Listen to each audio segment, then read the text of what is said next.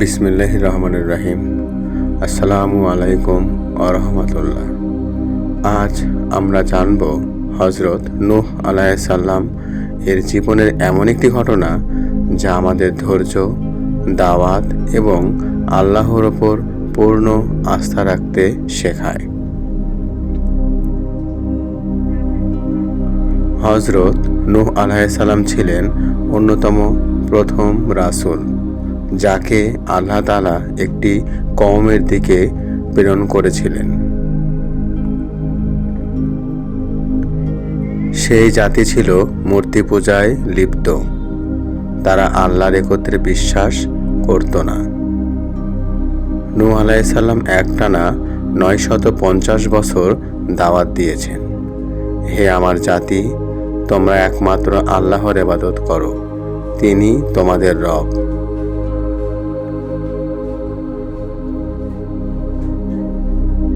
তার এই দীর্ঘ দাওয়াতের পথে বাধা ছিল, উপহাস ছিল, তিরস্কার ছিল, এমনকি তার নিজের পরিবারও পুরোপুরি তার অনুসরণ করেননি।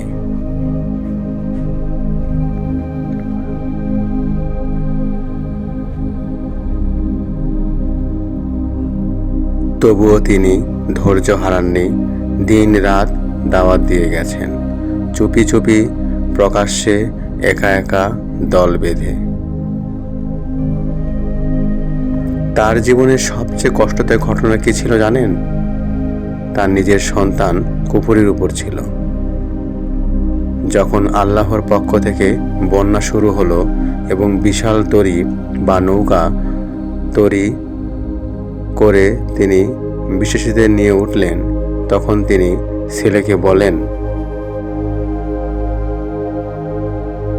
হে আমার সন্তান, আমাদের সঙ্গে নৌকায় উঠে পড়ো, অবিশ্বাসীদের সঙ্গে থেকো না। সূরা হুদ আয়াত 43। কিন্তু সন্তান বলল, আমি পাহাড়ে আশ্রয় নেব, সেটি আমাকে রক্ষা করবে। নূহ আলাইহিস সালাম বললেন, আজ আল্লাহর আদেশ থেকে কেউ রক্ষা পাবে না, কেবল তিনি যাকে আল্লাহ রহমত করবেন।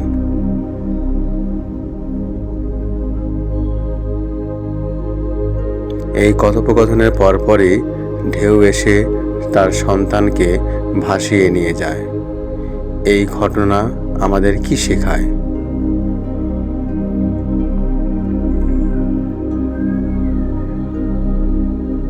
প্রথমত, হেদায়াত শুধু আল্লাহর হাতে।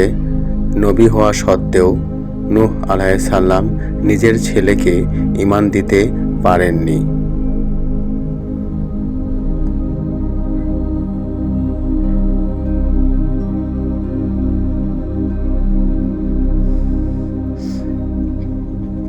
দ্বিতীয়ত, দ্বীনের দাওয়াত কষ্টকর হলেও ছাড়তে নেই। 950 বছর ধৈর্য ধরে দাওয়াত, উপহাস সহ্য, তারপরও অবিচল থাকা, এটাই ঈমানদারির চূড়ান্ত নমুনা। তৃতীয়ত, আল্লাহর আদেশের বাইরে কেউই নিরাপদ নয়। জাহাজে না উঠে পাহাড়ে উঠেও কেউ রক্ষা পাবে না যদি আল্লাহ না চায়।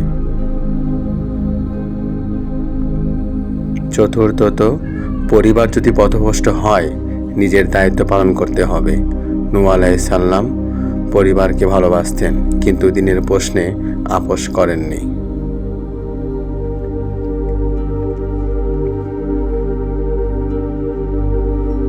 প্রিয় ভাই ও বোনেরা, আমরা কি আমাদের পরিবারের জন্য দাওয়াত দিচ্ছি? আমরা কি ধৈর্য ধরে মানুষের কাছে দ্বীন পৌঁছে দিচ্ছি? আমরা কি মনে করি শুধু আত্মীয় হওয়া যথেষ্ট? না, ঈমান ছাড়া কেউ আল্লাহর শাস্তি থেকে বাঁচতে পারবে না। আসুন আমরা শিক্ষা নিই হযরত নূহ আলাইহিস সালাম এর ঘটনা থেকে, নিজে ঈমানদার হই, অন্যকে ঈমানের দিকে আহ্বান করি এবং ধৈর্যের সঙ্গে দ্বীনের দাওয়াত চালিয়ে যাই। আল্লাহ আমাদের সবাইকে এই শিক্ষায় চলার তৌফিক দান করুন। আমিন।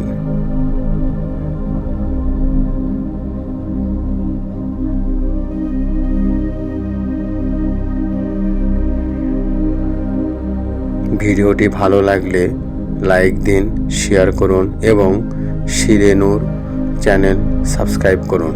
পরবর্তী ভিডিওতে দেখা হবে ইনশাআল্লাহ। আর হ্যাঁ, অবশ্যই আপনাদের মতামত কমেন্টের মাধ্যমে জানাবেন। আসসালামু আলাইকুম ওয়া রাহমাতুল্লাহি ওয়া বারাকাতুহু।